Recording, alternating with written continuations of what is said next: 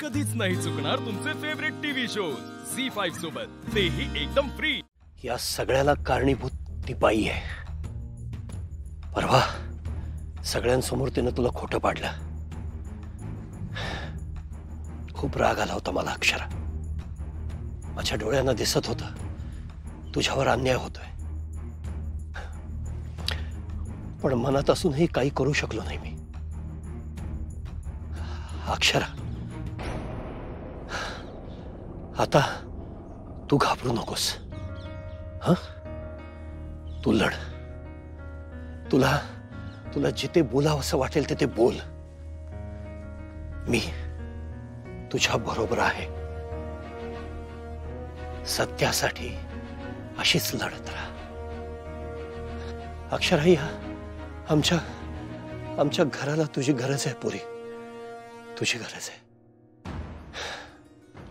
आणि तू केपेबल आहेस। तुझ्याकडे बुद्धिमत्ता आहे आणि महत्वाचं म्हणजे तुझ्याकडे शिक्षण आहे। त्या भुवनेश्वरीकडे ते नाहीये। शिक्षण नाही, अडाणी बाई आहे ती। तिनं कितीही नाटकं केली तरी तू लढायचं। अकलेचा तोरा मिरवते ना ती, पण प्रत्यक्षात कारस्थान करते, कपट करते आणि सगळं काबीज करते। तू तिला घाबरायचं नाहीस। मी आहे तुझ्या बरोबर। मी ऐकलं, मी बघितलं। तुझा आवाज दाबला ते ना, हेच करते ती। आणि माझा आवाज तर गेली इतकी वर्ष तिनं दाबून ठेवलाय। अक्षरा, त्या दिवशी तू काही चुकीचं ऐकलेलं नव्हतंस अक्षरा। ती मुद्दाम तुझ्या समोर चुकीचं बोलली। तुला ऐकू जाईल असं, आणि नंतर तुला तिनं खोटं पाडलं। बाबा, असं का बोलताय? मॅडम वाईट नाहीये। वाईट हा शब्द कमी पडेल त्याच्यासाठी।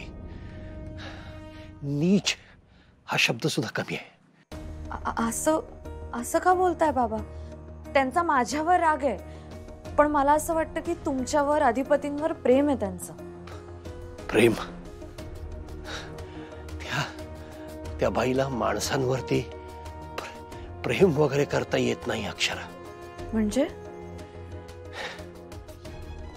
हे जे अधिपतीवर प्रेम असल्याचं ते भासवते ना, त्याचं कारण माहितीये?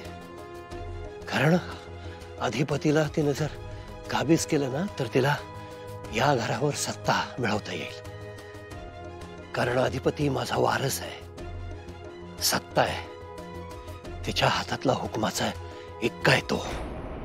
बाबा, तुम्ही हे असं? स्वतःच्या स्वार्थासाठी ती बाई कुठल्याही थराला जाऊ शकते अक्षरा। झी5 ॲप डाउनलोड करा आणि पहा सर्व एपिसोड्स एकदम फ्री।